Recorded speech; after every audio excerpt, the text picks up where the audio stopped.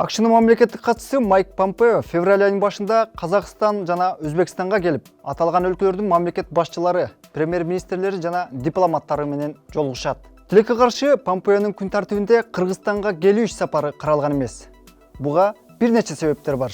Соңку жылдардагы АКШ менен Кыргызстандын мамилесинин кескин начарлап кетиши негизги себептердин бири болушу мүмкүн. Алсак, 2015 жылы ошол кездеги президент Алмазбек Атамбаев АКШ менен 1993 жылы кол коюлган кызматташуу боюнча жалпы келишимди жокко чыгарган. Тышкы саясатты тескеген Тышкы иштер министрлиги болсо Атамбаевге карата өз пикирин билдирмек түгүл, ага каршы бир ооз сөз айтууга жараган эмес.